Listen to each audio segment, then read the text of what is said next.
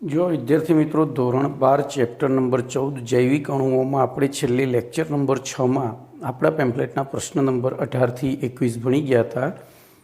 હવે આજે પ્રશ્ન નંબર S56થી આગળ વધીએ તો પ્રશ્ન નંબર S56નું વિધાન આ રીતનું છે.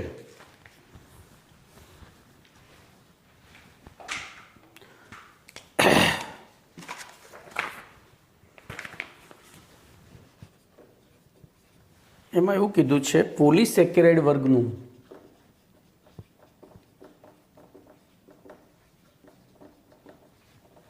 કયું સંયોજન માત્ર બીટા ગ્લુકોઝનું બનેલું છે. ગ્લુકોઝનું બનેલું છે. જોજો હો. હવે આગળનો એક પ્રશ્ન હું રિપીટ કરું છું. S55 તો પોલિસેકેરાઇડ વર્ગનું કયું સંયોજન માત્ર આલ્ફા ગ્લુકોઝનું બનેલું છે. બરોબર, આ બે પ્રશ્ન. હવે ધ્યાન રાખજો, અહીંયા તમે પોલિસેકેરાઇડની જગ્યાએ કયું કાર્બોહાઈડ્રેટ સંયોજન માત્ર બીટા ગ્લુકોઝનું બનેલું છે એવું લખો તો આ બેનો જવાબ એક જ થાય. બરોબર, આ બેનો જવાબ એક જ થાય છે. ભાઈ જો આ MCQ સમજાવી રહ્યો છું, અહીંયા હું આખો જ પ્રશ્ન લખું. પોલિસેકેરાઇડ વર્ગનું કયું સંયોજન માત્ર આલ્ફા ગ્લુકોઝનું બનેલું છે. બરોબર, અને કયું કાર્બોહાઈડ્રેટ સંયોજન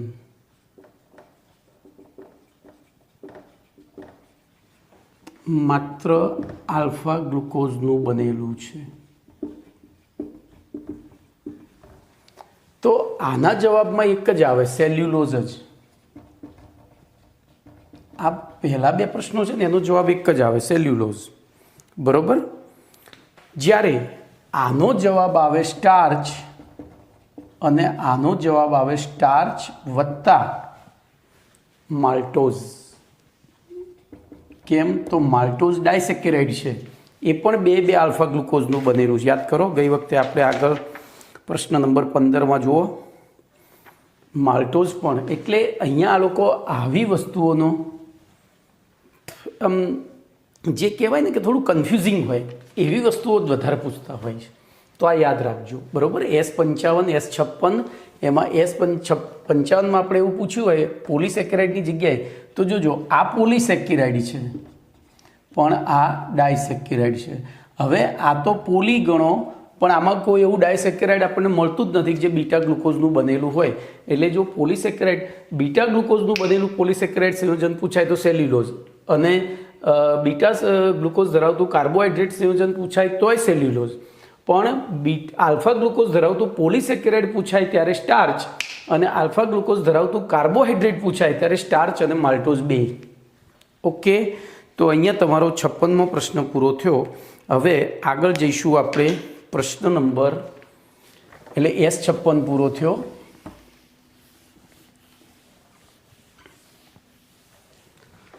હવે આગળ પ્રશ્ન નંબર 22 જોઈએ.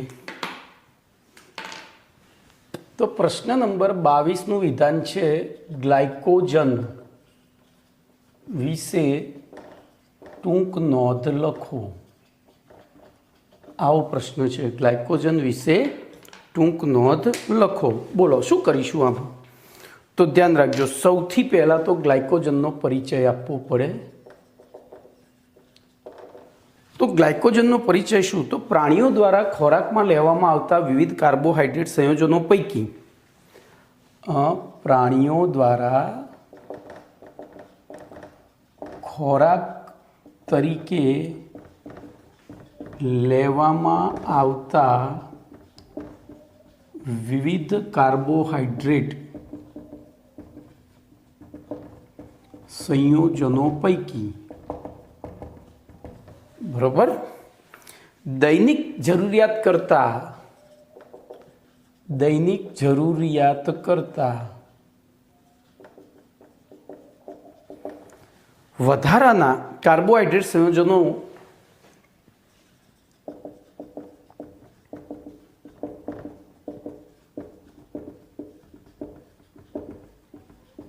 પ્રાણી શરીરમાં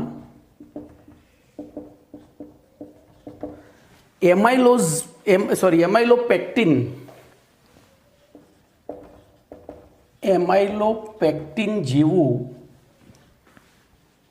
ને સમાન, જો હું અહીંયા જેવું નથી લખતો, સમાન લખું છું, એટલે કે થોડો તો ડિફરન્ટ હશે, ને સમાન બંધારણ ધરાવતા, બરોબર, પરંતુ વધુ શાખીય, સમાન પરંતુ વધુ શાખીય, એમ આપણે અહીંયા લખીશું, ને સમાન પરંતુ વધુ શાખીય બંધારણ ધરાવતા પોલિસેકેરાઇડ સ્વરૂપે, બરોબર, ધરાવતા પોલિસેકેરાઇડ, જેને આપણે અહીંયા કાર્બોહાઈડ્રેટ પણ કહી શકીએ, શરીરમાં સંગ્રહ પામે છે.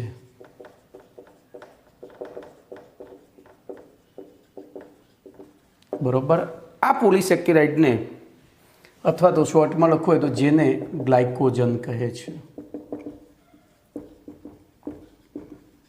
બોલો, આ વસ્તુને સમજજો બરાબર. ધારો કે એક વ્યક્તિ છે પુખ્ત વયની, એને દૈનિક 1200 કેલરી ઉર્જાની જરૂર પડે છે. હવે એ વિવિધ કાર્બોહાઈડ્રેટ દ્વારા 1600 કેલરી ઉર્જા મેળવે છે, તો એમાંથી 400 કેલરી વધારાની થઈ, એટલે કે 400 કેલરી ધરાવતો કાર્બોહાઈડ્રેટ વધારાનો થયો. તો એ વધારાનો કાર્બોહાઈડ્રેટ એ ભવિષ્યના એક બફર સ્ટોક તરીકે પ્રાણી શરીરમાં એમાઇલોપેક્ટિનને સમાન પરંતુ વધુ શાખીય બંધારણ ધરાવતા પોલિસેકેરાઇડ, એટલે કે કાર્બોહાઈડ્રેટ સંયોજન સ્વરૂપે શરીરમાં સંગ્રહ પામે છે, જેને શું કહે છે? ગ્લાયકોજન. જેને શું કહે છે? ગ્લાયકોજન. તો આ વધારાનું જે 400 કેલરીને અનુરૂપ કાર્બોહાઈડ્રેટ સંયોજન હતું એ ગ્લાયકોજનમાં રૂપાંતરિત થઈ જાય છે. ઓકે, તો આ થયો ગ્લાયકોજનનો પરિચય. હવે એનું બંધારણ જોઈશું. તો મેં બંધારણ લખી જ દીધું છે ઉપર. તો ગ્લાયકોજનનું બંધારણ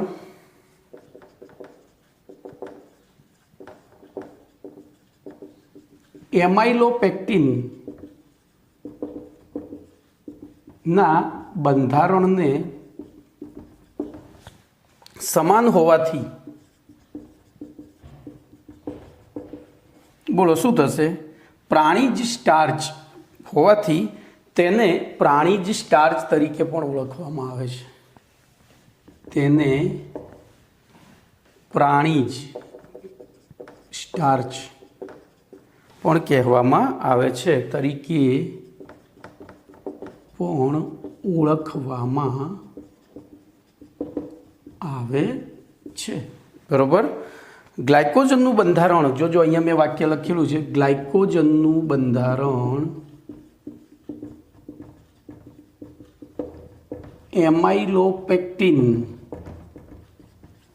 એમાઇલોપેક્ટિનના બંધારણ કરતાં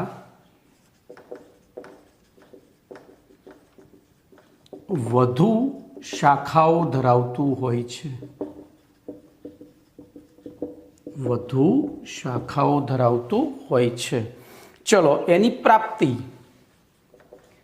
બોલો, એનો જવાબ અહીંયા છે. એનો જવાબ અહીંયા છે. તો પ્રાણી સ્ટાર્ચ છે, તેથી ગ્લાયકોજન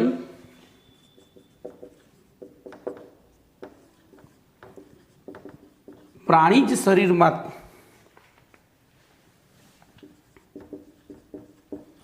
યકૃત, પછી સ્નાયુઓ અને મગજમાં હાજર હોય છે. આ ઉપરાંત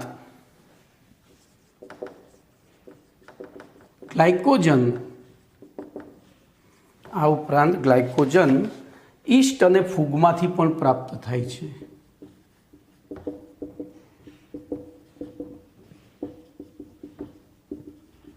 ઈસ્ટ અને ફૂગમાંથી પણ પ્રાપ્ત થાય છે. ચલો, એનું મહત્વ શું?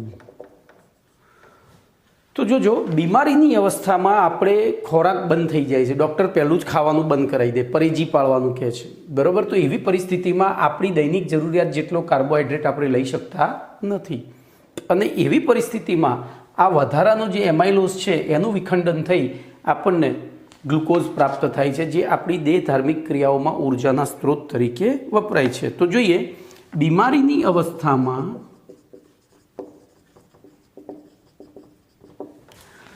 જ્યારે શરીરને જ્યારે બાહ્ય ખોરાક બંધ હોય ત્યારે શરીરમાં થતી દેહ ધાર્મિક ક્રિયાઓ માટે જરૂરી ઉર્જા મેળવવા જરૂરી ગ્લુકોઝ, આપણને ખબર છે કે આપણા શરીરમાં ગ્લુકોઝના વિખંડન દ્વારા જ ઉર્જા ઉત્પન્ન થાય છે. તો જરૂરી ગ્લુકોઝ ગ્લાયકોજનના વિખંડન દ્વારા પ્રાપ્ત થાય છે. આમ ગ્લાયકોજન એ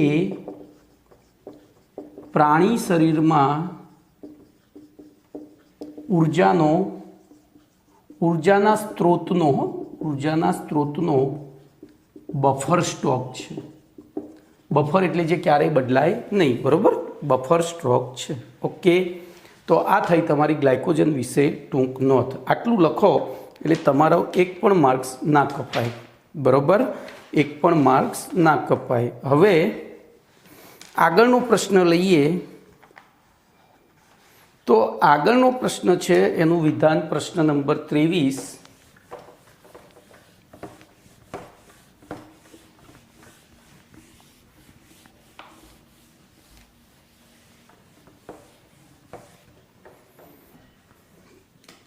તો પ્રશ્ન નંબર 23નું વિધાન છે, કાર્બોહાઈડ્રેટ સંયોજનોનું મહત્વ જણાવો.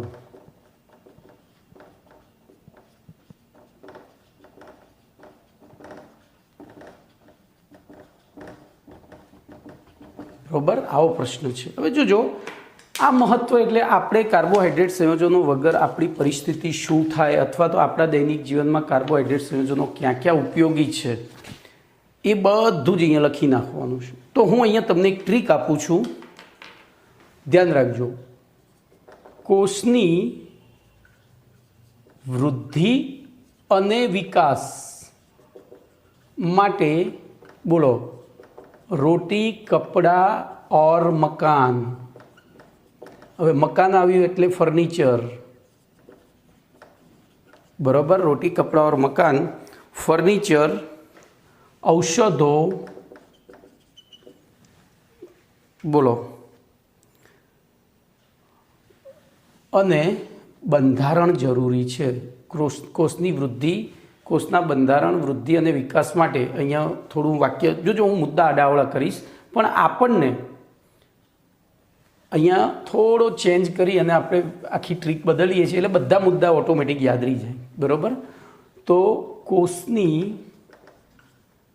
વૃદ્ધિ, વિકાસ અને બંધારણ માટે રોટી, કપડાં, મકાન, પછી ફર્નિચર, ઔષધો, બરાબર, ઔષધો વગેરે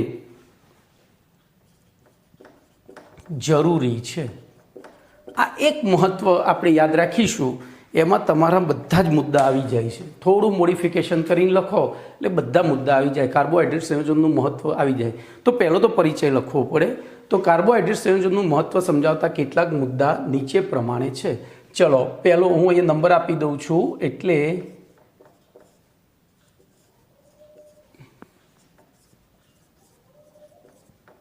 બરોબર. તો પહેલો મુદ્દો આપણે લખીશું, વનસ્પતિ અને બેક્ટેરિયાની કોષ દિવાલ. બેક્ટેરિયાની કોષ દિવાલ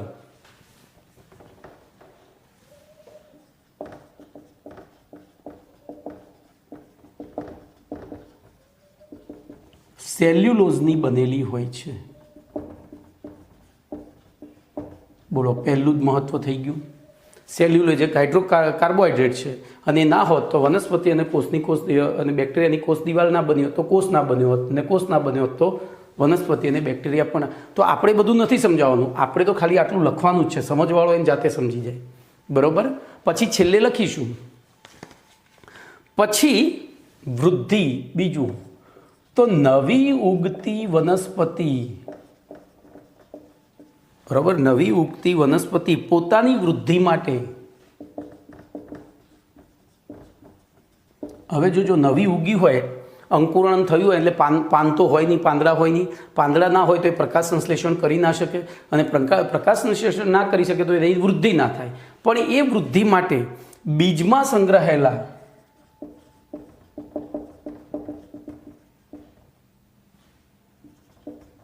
સ્ટાર્ચનો ઉપયોગ કરે છે.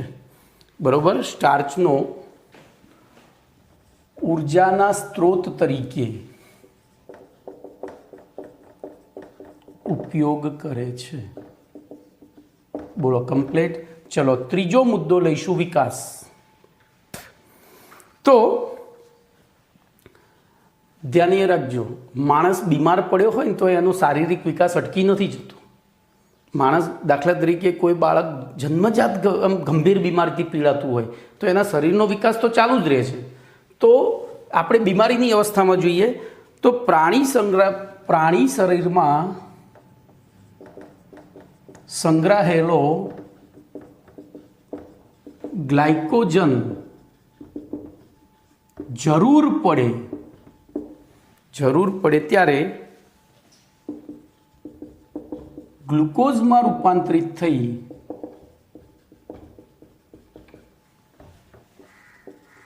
ઉર્જા પૂરી પાડે છે. બરોબર. એટલે બોલો, વિકાસ અટકતો નથી. એના કારણે જરૂર પડે જ્યારે આપણે બહારથી ખોરાક ના લેતા હોય ત્યારે પણ વિકાસ અટકતો નથી. પછી ચોથું જોજો, તો બંધારણમાં તમારા પેમ્ફલેટનો છેલ્લો મુદ્દો આવશે. તો જીવન પ્રણાલીઓમાં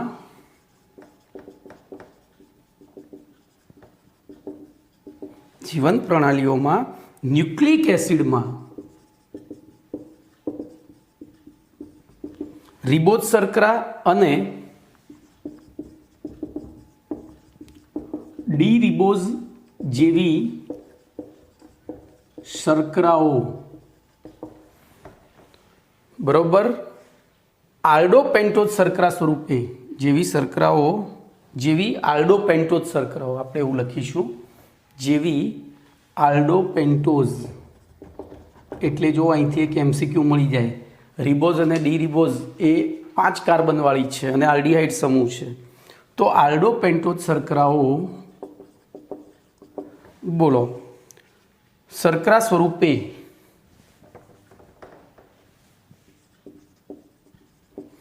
પ્રોટીન અને લિપિડ તથા લિપિડમાં સંયુક્ત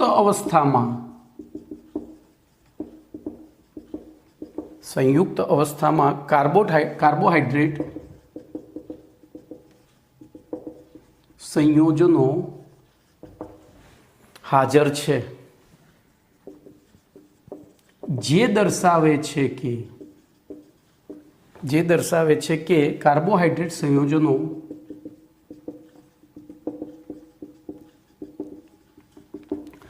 સજીવના રચનાત્મક, એટલે કે બંધારણીય અને ક્રિયાત્મક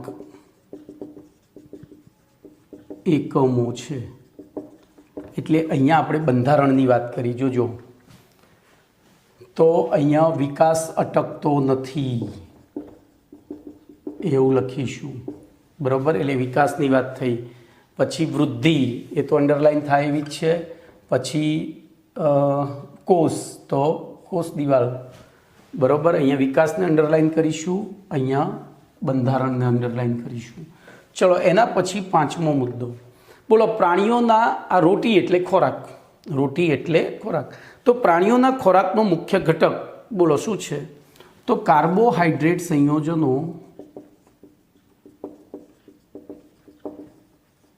એ પ્રાણીઓના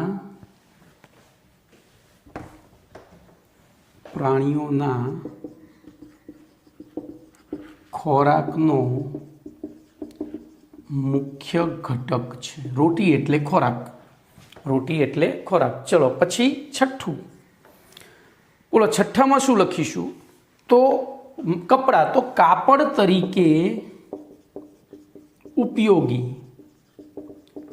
બોલો કોટન, લિનન, બરોબર, કાપડ તરીકે ઉપયોગી કોટન અને લિનન અને સેલ્યુલોઝ ડાયએસિટેટ રેસા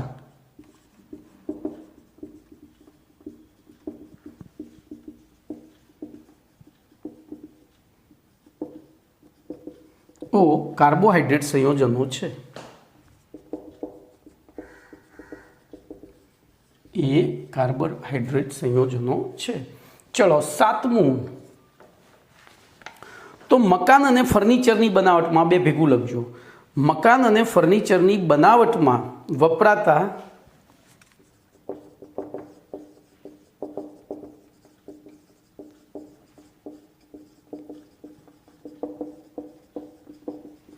મકાન અને ફર્નિચરની બનાવટમાં વપરાતું લાકડું અથવા લાકડામાં લગભગ 50% સેલ્યુલોઝ હોય છે અને એ પણ હાઇડ્રોકાર્બન સંયોજન છે. પછી જોજો અહીંયા આઠમો મુદ્દો, ફર્નિચર એટલે એકલું લાકડાનું નથી હોતું, બરોબર. એની અંદર સજાવટ કરવા માટે તો ધ્યાન રાખજો, કાગળ, પ્લાસ્ટિક, પછી ફોટોગ્રાફિક પેપર, બરોબર, પછી ચલણી નોટ, બરોબર, વગેરેની બનાવટમાં વપરાતો કાગળ. તો અહીંયા ફર્નિચર, કાગળ અને ઔષધો એવું આપણે લખીશું, બરોબર. અહીંયા ફર્નિચર આપણે ટ્રીક બનાવવાની જ હતી, તો 9માં કાગળ અને 10માં શું હતું બોલો? તો ઔષધો ઉપયોગી છે, બરોબર. તો બોલો, ચલણી નોટ વગેરેની બનાવટમાં વપરાતો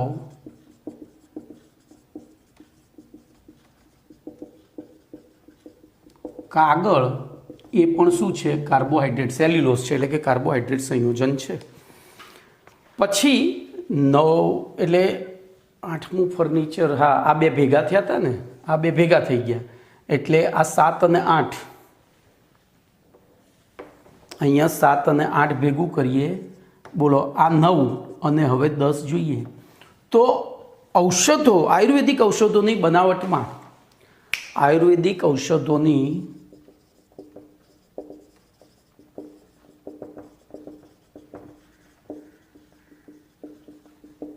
ઉર્જાના સ્ત્રોત તરીકે વપરાતું મધ એ પણ કાર્બોહાઈડ્રેટ સંયોજન છે. અને પછી છેલ્લે લખાય કે આમ ઉપરોક્ત બધા જ મુદ્દા સૂચવે છે કે કાર્બોહાઈડ્રેટ સિવાય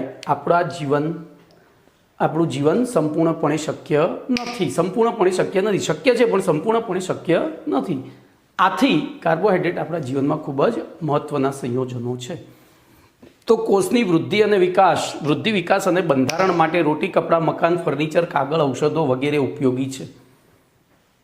તો આટલું યાદ રાખશો ને એમાંથી દરેક વસ્તુને તમે આઈડિયા, જો આપણે અહીંયા પ્રાણીઓના ખોરાક એટલે રોટી, પછી કાપડ તરીકે, પછી મકાન અને ફર્નિચર, પછી કાગળ, બરોબર, અને છેલ્લે ઔષધો. તો આટલું તમે લખો એટલે આ તમારો લગભગ 3 માર્ક્સનો પ્રશ્ન છે. 2 થી 3 માર્ક્સમાં પૂછાય, બોલો 1 માર્ક્સ ના જાય જો આવું લખ્યું હોય તો. મહત્વ સમજાવવાનું છે એટલે મુદ્દા આડા લખાય, એ બહુ મોટો ઇસ્યુ નથી, બરાબર. ઓકે, તો અહીંયા તમારો પ્રશ્ન નંબર 23 પૂરો થયો. હવે જોઈએ પ્રશ્ન નંબર 24.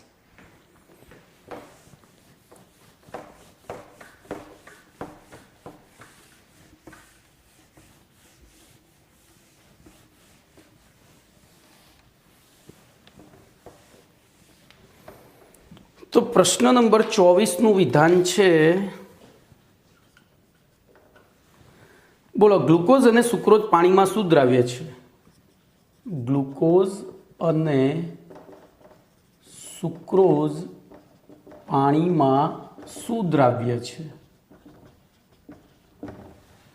જ્યારે સાયક્લોહેક્ઝેન અને બેન્ઝીન પાણીમાં અદ્રાવ્ય છે.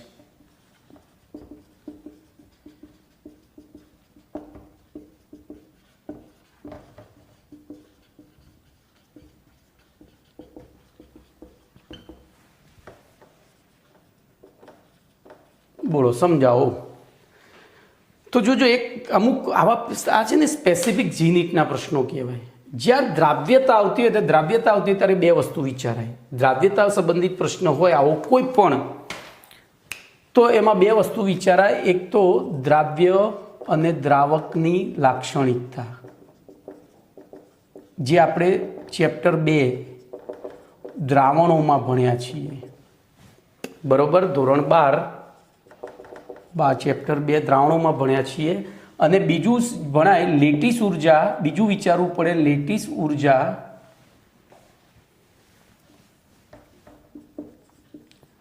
અને જલીયકરણ ઉર્જા. બરોબર. જો હું તમને પ્રશ્નનો જવાબ આવો, આ બધા છે ને બુદ્ધિના પ્રશ્નો છે, આ ક્યાંય ચોપડીમાં ના આપેલા હોય. આ તો જો કે લખાણ સંબંધી પ્રશ્ન છે એટલે ચોપડીમાં જવાબ આપ્યો છે, પણ આવા ગમે તે પ્રશ્ન પૂછાય. તો પહેલાં અહીંયા જ્યારે સુદ્રાવ્ય હોય તો દ્રાવ્ય ક્યારે હોય? તો બોલો ધ્રુવીય દ્રાવક, ધ્રુવીય દ્રાવ્ય, આ બે ભેગા થાય ત્યારે. પછી અધ્રુવીય દ્રાવક, અધ્રુવીય દ્રાવ્ય, એ બે ભેગા થાય તો એ દ્રાવણ બને. પછી OH સમૂહ ધરાવતા સંયોજનો પાણીમાં ઓગળે ત્યારે દ્રાવ્ય થાય, અને આયનીય સંયોજનો પાણીમાં દ્રાવ્ય થાય. આ આપણી શરતો હતી, જલીય દ્રાવણ બનવા માટેની શરતો, એટલે તો પ્રવાહી દ્રાવણ બનવા માટેની શરતો. અહીંયા એક જ શરત હતી, લેટીસ ઉર્જા ઇઝ લેસ ધેન જલીયકરણ ઉર્જા. પણ હવે તમે જવાબ વિચારો કે આમાંથી તમારે તુલના કરવાની આવે ત્યારે આ આવે, અને દ્રાવ્ય છે કે દ્રાવ્ય નથી એ સમજાવવું હોય ત્યારે આ આવે. બોલો દ્રાવ્ય છે તો લેસ ધેન હોય ત્યારે દ્રાવ્ય છે, અને આ ગ્રેટર ધેન હોય ત્યારે અદ્રાવ્ય છે. બસ. તો આના આધારે તમે જવાબ લખો, જવાબ કોઈની તાકાત નહીં તમને ખોટો આપે, એમ ખબર પડી. તો આપણે બોલો આ બેમાંથી કયા આર્ટિકલ આર્યું આપણે ક્યાં ભણ્યા હતા? ધોરણ 11 ચેપ્ટર નંબર 7માં, ચેપ્ટર નંબર 7માં ભણ્યા હતા. આ ક્યાં ભણ્યા હતા? ધોરણ 12 ચેપ્ટર નંબર 2માં. તો બોલો આના આધારે અહીંયા આપણે તુલના કરવાની હોય ત્યારે આ, અને સીધી જ સમજાવવાનું હોય, કોઈ એક જ વસ્તુ માટે સમજૂતી આપવાની હોય તો આ. ઓકે, તો ધ્યાન રાખો. બોલો અહીંયા શું લખીશું વિચારો.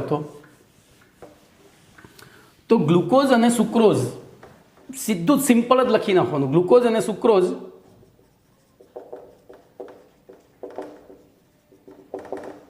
OH સમૂહ ધરાવતા, બરોબર, કાર્બનિક સંયોજનો છે.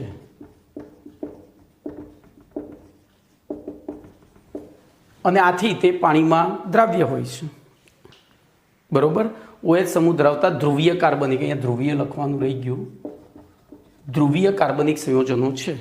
આથી તે પાણી સાથે પ્રબળ H બંધ રચે છે. આથી તે પાણી સાથે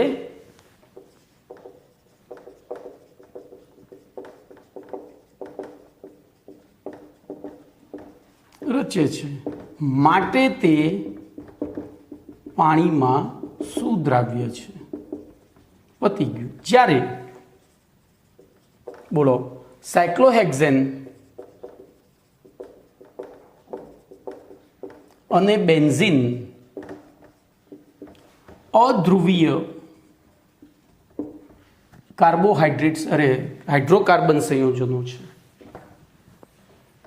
હાઇડ્રોકાર્બન સંયોજનો છે.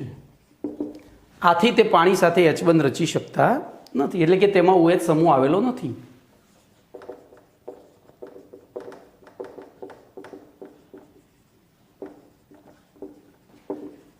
વળી તે બિન આયનીય સંયોજનો છે, કારણ કે પાણીમાં બે વસ્તુ દ્રાવ્ય થાય, OH સમૂહ ધરાવતા દ્રાવ્ય થાય અને આયનીય દ્રાવ્ય થાય. એટલે આપણે બંનેનું ડિસ્કશન અહીંયા કરવાનું. વળી તે બિનધ્રુવીય બિન આયનીય સંયોજનો છે, આથી તે પાણીમાં અદ્રાવ્ય હોય છે, અથવા તો તેમાં પેલું એક વચ્ચે કારણ લખવાનું. આથી પાણી અને તેમની વચ્ચે આંતરાણ્વીય આકર્ષણ બળ પ્રવર્તતું નથી, માટે તે પાણીમાં અદ્રાવ્ય હોય છે. કમ્પ્લીટ. તો આવું લખીએ તમે. આ બુદ્ધિનો પ્રશ્ન થયો, પ્રશ્નમાંથી જવાબ મળે. ચલો એના પછી લઈશું પ્રશ્ન નંબર 25 કે જે આવતો હોય તો 25 જ આવે છે. તો 25માં પ્રશ્નનું વિધાન આ રીતનું છે.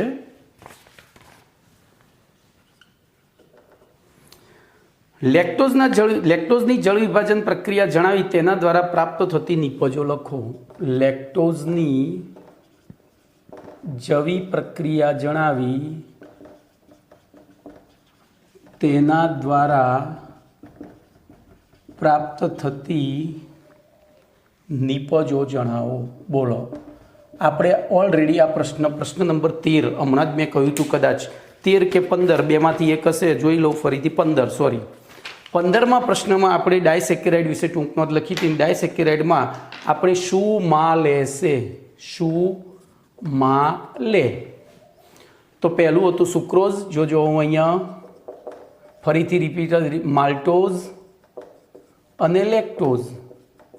બોલો, આ બધાનું અણુસૂત્ર હતું C12H22O11. C12H22O11 બધાનું. બોલો, આ ત્રણેયનું જળ વિભાજન કર્યું હતું HOH જવી, HOH જવી ઉપર નીચે લખાય. બોલો, પહેલામાં શું મળ્યું હતું? તો ગ્લુકોઝ વત્તા ફ્રુક્ટોઝ. ચલો બીજામાં શું મળ્યું હતું? માલ્ટોઝમાં તો બે ગ્લુકોઝના અણુ. બોલો, ત્રીજામાં શું મળ્યું હતું? લેક્ટોઝમાં તો ગેલેક્ટોઝ અને ગ્લુકોઝ. યાદ છે ને? હવે એની સંજ્ઞાઓ ચલો યાદ કરો. તો સંજ્ઞાઓમાં આ બધામાં પ્લસ યાદ આવે છે ને? આ એકલું જ માઇનસ હતું, બાકી બધા પ્લસ. પછી બધામાં ડી, પછી યાદ કરો કંઈક હતું બધામાં. તો આ બેમાં કંઈક જુદું હતું, આ બેમાં જુદું હતું. બરોબર. શું હતું જુદું કહો? તો અહીંયા બીટા, સોરી આ બીટા અને બાકી આ બીટા અને આ બીટા. બરોબર. આમ જોજો, આમથી આમને અહીંથી આ ઉપર જતું હતું, એટલે આલ્ફા આલ્ફા આલ્ફા આ રીતે હતું. Alpha beta, alpha alpha, beta beta. બોલો, અહીંયા બીજી એક વસ્તુ હતી C1OC2, આ C1OC4 અને આ C1OC4. તો બોલો, આપણો જવાબ આવી ગયો. આપણે લેક્ટોઝની જળ વિભાજન એકના સુક્રોઝની પૂછાય કે માલ્ટોઝની. એક કાંકરે આપણે 3 પક્ષી માર્યા છે, એક કાંકરે 3 પક્ષી માર્યા છે. આવો કોઈ પણ પ્રશ્ન પૂછાય તો તમે જવાબ આપી શકો. બોલો, હવે અહીંયા આટલી પ્રક્રિયા લખ્યા પછી શબ્દોમાં લખવું પડે. આ સૂત્ર જોજો અહીંયા લખવાના પાછા, તો હું અહીંયા જ લખી દઉં છું. C12H22O11, પછી C6H12O6, C6H12O6 આવું લખી દેવાનું. અને પછી શબ્દોમાં લખો, પહેલાં લખો કે પછી લખો, માર્ક્સ પૂરા મળશે. તો આમ લેક્ટોઝનું જળ વિભાજન કરવાથી બીટા ડી પ્લસ ગેલેક્ટોઝ અને બીટા ડી પ્લસ ગ્લુકોઝનું મિશ્રણ પ્રાપ્ત થાય છે, અથવા તો એક અણુ પ્રાપ્ત થાય છે. ચલો એના પછી પ્રશ્ન નંબર 26. તો પ્રશ્ન નંબર 26નું વિધાન જોઈએ.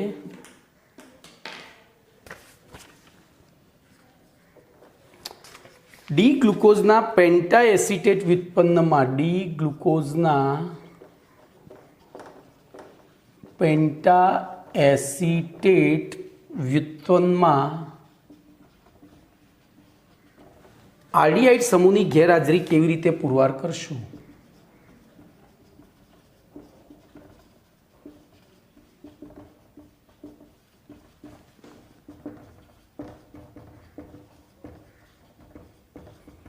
જો આપણે પુરવાર કરવાની છે. તો આલ્ડીહાઇડ ગેરહાજર છે, પુરવાર કરવા માટે આપણે ભણી ગયા હતા. આ ગ્લુકોઝનું ચક્રીય બંધારણ. બોલો, ગ્લુકોઝ ના રેખીય બંધારણમાં એમાં CHO સમૂહ હાજર હોવાની કેટલીક પ્રક્રિયાઓ દર્શાવી, તેમ છતાં તેને CHO સમૂહની કેટલીક લાક્ષણિક પ્રક્રિયાઓ જેમ કે સ્કીફના પ્રક્રિયક સાથે, યાદ આવે છે, સ્કીફના પ્રક્રિયક સાથે તે વાદળી રંગ દર્શાવતો નથી. પછી બીજું યાદ કરો, એમોનિયમ હાઇડ્રોક્સાઇડ સાથે, પછી NaHSO3 સાથે, યાદ આવે છે. પ્રશ્ન નંબર જુઓ, કયો હતો પ્રશ્ન કહું તો પ્રશ્ન નંબર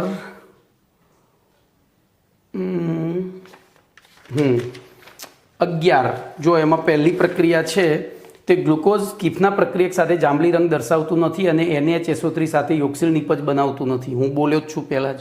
એવી રીતે એનો પેન્ટા એસિટેટ વ્યુત્પન્ન હાઇડ્રોક્સિલ એમાઇન સાથે પ્રક્રિયા દર્શાવતો નથી. બરોબર, ગ્લુકોઝ પોતે હાઇડ્રોક્સિલ એમાઇન સાથે પ્રક્રિયા કરી અને ઓક્ઝાઇમ બનાવે છે, પણ પેન્ટા એસિટેટ વ્યુત્પન્ન, બસ તો આટલું લખવાનું છે. બરોબર, પણ હવે આપણે એમાં આટલું લખીએ માર્ક્સ ના મળે એટલે થોડું ડિટેલમાં લખીશું. આપણે જે જાણીએ છીએ એનું ડિટેલીકરણ કરતાં આપણને આવડવું જોઈએ, આટલું યાદ રાખજો. તો જોઈએ, બોલો પ્રશ્ન નંબર તો આપણે પહેલું તો ડી ગ્લુકોઝનું બંધારણ દોરીશું, ચક્રીય બંધારણ. અહીંયા જોજો, આરડીઆઈ સમૂહની ગેરહાજરી કેવી રીતે પુરવાર કરીશું તો જોજો, રેખીય બંધારણ લઈશું તો તેમાં તો CHO હાજર છે, પણ ચક્રીય બંધારણ તો બોલો ડી ગ્લુકોઝનું ચક્રીય બંધારણ આપણને ખબર છે, alpha D plus glucose, alpha D plus glucose. બોલો એનો નંબર 124 હતો. તો અહીંયા મસ્ત પહેલું બંધારણ દોરી દેવાનું. ભલે પેમ્ફલેટમાં ના આપ્યું હોય, પણ આપણે માર્ક્સ મેળવવા છે, આપણે ગોખવું નથી, તો આ રીતે જવાબ આપવાનો. બરોબર, બોલો અહીંયા 124 એટલે આ પહેલો કાર્બન જે એનોમેરિક કાર્બન છે, બીજો, ત્રીજો, ચોથો અને પાંચમો. અહીંયા CH2OH છઠ્ઠો. બોલો 124, 1, 2 અને 3. તો 3માં ઉપર, બાકીના બધા H. તો હવે લખાય, આની ઉપરથી જોઈને લખવાનું. હું હવે બોલીશ જ, તમારે જોવાનું છે. બોલો ડી ગ્લુકોઝના એનોમેરિક C1 કાર્બન ઉપર OH સમૂહ હાજર છે, એનોમેરિક કાર્બન ઉપર OH સમૂહ હાજર છે, જે CHOમાં રૂપાંતરિત થઈ શકે છે, આથી ડી ગ્લુકોઝ ફેલિંગ દ્રાવણનું રિડક્શન કરી શકે છે અને NH2OH સાથે પ્રક્રિયા કરી ગ્લુકોઝ ઓક્ઝાઇમ બનાવી શકે છે. બરોબર, પહેલો મુદ્દો આટલો જ લખવાનો. અહીંયા મુદ્દા પાડજો. બરોબર, મુદ્દા પાડીને લખજો. મેં સળંગ લખ્યું છે. બોલો ડી ગ્લુકોઝના બંધારણમાં એનોમેરિક કાર્બન ઉપર મુક્ત OH સમૂહ આવેલો છે,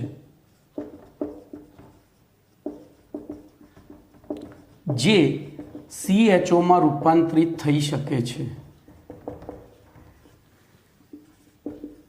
આથી ડી ગ્લુકોઝ બોલો ફેલિંગ દ્રાવણનું રિડક્શન કરે છે અને NH2OH સાથે અનુવર્તી ઓક્ઝાઇમ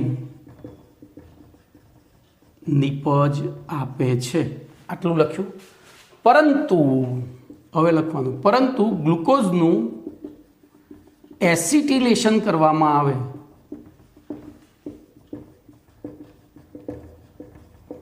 ત્યારે પ્રાપ્ત થતો પેન્ટા એસિટેટ વ્યુત્પન્નમાં, જોજો હવે હું આને પેન્ટા એસિટેટમાં ફેરવી દઉં તો જ્યાં OH છે ત્યાં શું લખી દેવાનું? OCOCH3. આ ગ્લુકોઝનો પેન્ટા એસિટેટ વ્યુત્પન્ન થયું.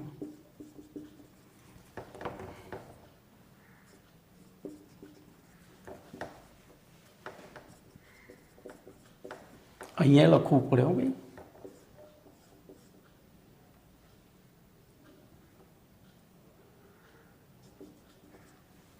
બરોબર, 1, 2, 3, 4 ને 5. બોલો પેન્ટા એસિટેટ બને ત્યારે એનોમેરિક કાર્બન ઉપર OH સમૂહ મુક્ત રહેતો નથી. બરોબર, એસિટેટ માં એનોમેરિક કાર્બન ઉપર OH સમૂહ રહેતો નથી, જે બોલો હવે CHO માં રૂપાંતરિત થઈ શકતો નથી.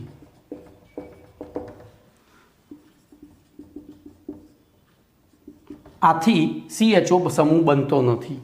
આપણે એવું લખીશું, આથી CHO સમૂહની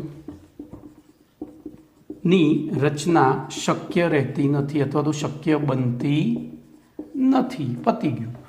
અને જો CHO સમૂહની શક્યતા જ ના રહે તો એવી પરિસ્થિતિમાં બોલો એ શું કરે, તો હાઇડ્રોક્સિલ એમાઇન સાથે ઓક્ઝાઇમ વ્યુત્પન્ન બનાવતું નથી કે ફેલિંગ દ્રાવણનું રિડક્શન પણ કરતું નથી. બરોબર. આથી પતી ગયું, જવાબ આવી ગયો. આમ એવું લખાય, આથી નહીં, આમ ગ્લુકોઝનો પેન્ટાએસિટેટ વ્યુત્પન્ન ફેલિંગ દ્રાવણનું રિડક્શન કરતો નથી કે એમ શું કહેવાય NH2 સાથે અનુવર્તી ઓક્ઝાઇમ બનાવતો નથી, જે પુરવાર કરે છે કે તેમાં આલ્ડીહાઇડ સમૂહ ગેરહાજર છે. પતી ગયું. તો થોડું આમ વિચારીને લખીએ ને તો એકદમ પરફેક્ટલી આવડે, ગોખીને લખીએ તો નહીં આવડે. બરાબર. તો અહીંયા આપણા પેમ્ફલેટના આપણા પેમ્ફલેટ કરતાં આપણા પાઠના કાર્બોહાઈડ્રેટ સંયોજનો, જૈવિક અણુનો એક અધ્યાય પૂરો થયો, કાર્બોહાઈડ્રેટ સંયોજનો. હવે બીજો અધ્યાય શરૂ થાય છે પ્રોટીન સંયોજનો, એટલે કે હવે બધું પ્રોટીન વિશે ભણીશું. અત્યાર સુધી બધું શેના વિશે ભણ્યા? તો પ્રશ્ન નંબર 27 પ્રોટીન સંયોજનો વિશે ટૂંક નોંધ લખો.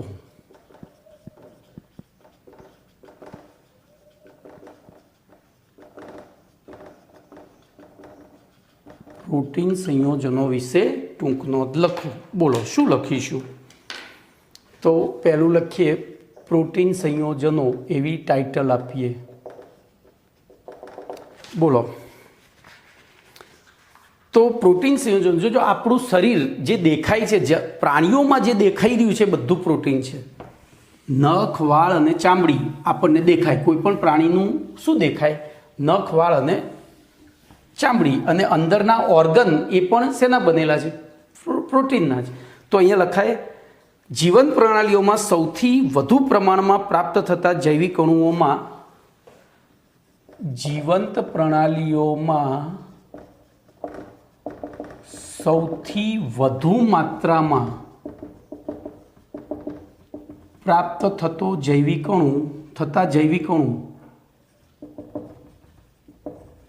એ પ્રોટીન છે. બસ આપણે બે રીતે લખાય. આમે લખાય પ્રોટીન સંયોજનો જીવન પ્રણાલીઓમાં સૌથી વધુ માત્રામાં પ્રાપ્ત થતા જૈવિક અણુઓ છે, અથવા તો જીવન પ્રણાલીઓમાં સૌથી વધુ પ્રમાણમાં પ્રાપ્ત થતા જૈવિક અણુઓ એ પ્રોટીન છે. ચલો એની પ્રાપ્તિ. તો પ્રાપ્તિમાં દૂધ, માખણ, ચીઝ, કઠોળ, મગફળી, માછલી, માંસ વગેરેમાંથી પ્રોટીન પ્રાપ્ત થાય છે. ચલો મહત્વ. તો જો અહીંયા VPM બનશું પ્રમાણે જ વ્યાખ્યા લખવાની. VPM બનશું, પહેલી વ્યાખ્યા લખી, પછી પ્રાપ્તિ VPM BN બરોબર SU. આમાં બધું ના આવે તો V ફોર વ્યાખ્યા આવી ગઈ, P ફોર પ્રાપ્તિ આવી. હવે મહત્વ આવ્યું. તો મહત્વમાં બોલો પ્રોટીન સંયોજનો પ્રાણીના શરીરના બધા જ ભાગોમાં હાજર હોય છે. પ્રોટીન સંયોજનો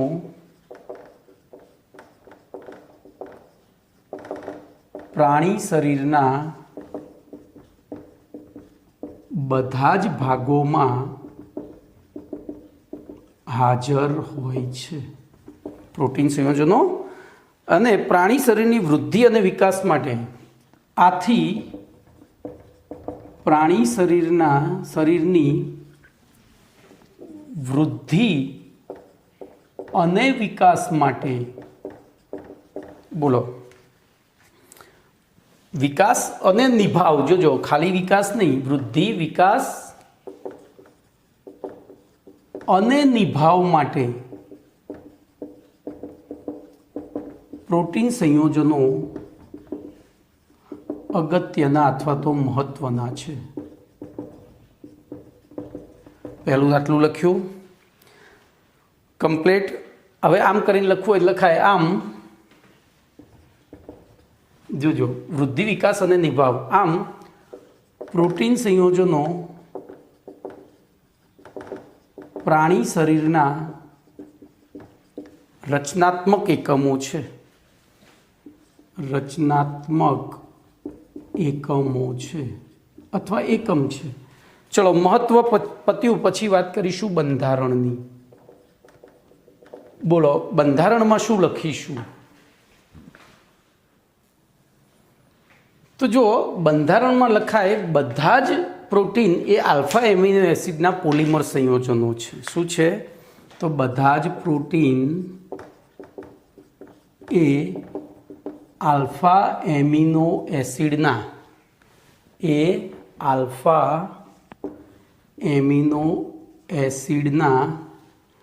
પોલિમર સંયોજનો છે. બરોબર? જેમના આણ્વીય દળ, આ યાદ રાખજો, પૂછાયેલું છે, જેમના આણ્વીય દળ 10,000 થી 2 કરોડ ગ્રામ પર મોલની હદમાં હોય છે. જે 2 કરોડ, જે પૈકી જોજો હવે, જે પૈકી 15,000 થી 1 લાખ ગ્રામ પર મોલ આણ્વીય દળ ધરાવતા પ્રોટીન અણુઓ ઉત્સેચકો અને અંતઃસ્ત્રાવો તરીકે વર્તે છે. અણુઓ ઉત્સેચકો, અંતઃસ્ત્રાવ અને પ્રતિદ્રવ્ય તરીકે વર્તે છે. ઓકે, ચલો બંધારણ આગળ જઈએ. તો બધા જ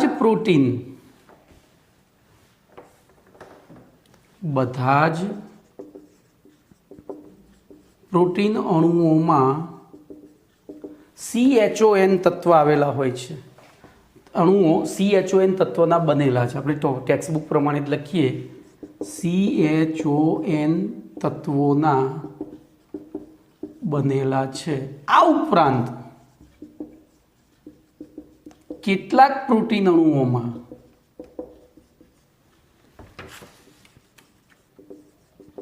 sp2 sp અને I. હવે જો નવા સિલેબસમાં પી આઈ નીકળી ગયો છે. એસ અને આઈ પી, બરાબર, એસ અને પી જેવા અધાતુ તત્વો અને ફેકુમંજી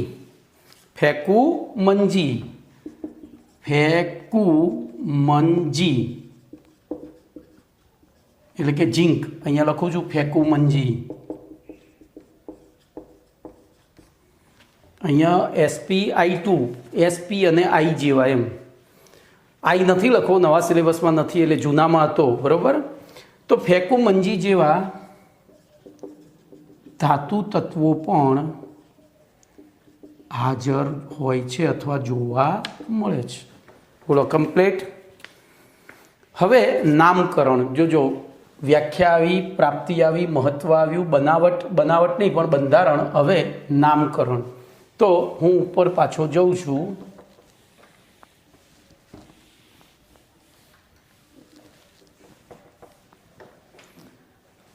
તો નામકરણમાં શું લખીશું? બોલો. તો ગ્રીક ભાષાના શબ્દ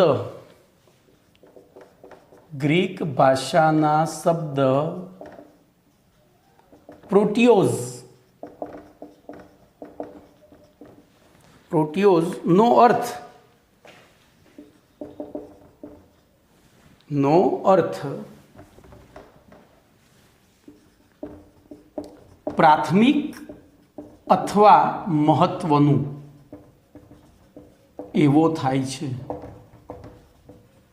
બરોબર, પ્રાથમિક અથવા મહત્વપૂર્ણ એવો થાય છે. આ ઉપરથી સજીવોના જીવન માટે અતિ મહત્વના એવા આલ્ફા એમિનો એસિડના પોલિમર સંયોજનોને પ્રોટીન કહેવામાં આવે છે. પ્રોટીન કહેવામાં આવે છે. હવે છેલ્લે જોજો એના ગુણધર્મોની વાત કરીએ તો આ ગુણધર્મ આપણે તો ધ્યાન રાખજો. તો પ્રોટીન સંયોજનોનું જળ વિભાજન કરવામાં આવે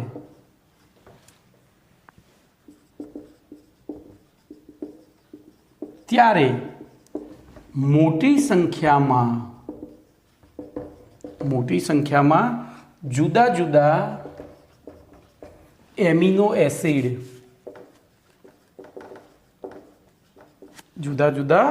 એમિનો એસિડ પ્રાપ્ત થાય છે. આ એનો રાસાયણિક ગુણધર્મ લેવાનો, બરોબર. હવે અહીંયા લખવાનું પ્રોટીન એનું જળ વિભાજન, બોલો શું પ્રાપ્ત થશે? તો પહેલું પેપ્ટાઇડ પ્રાપ્ત થાય, એનું ફરીથી જળ વિભાજન કરો એટલે એમિનો એસિડ પ્રાપ્ત થાય.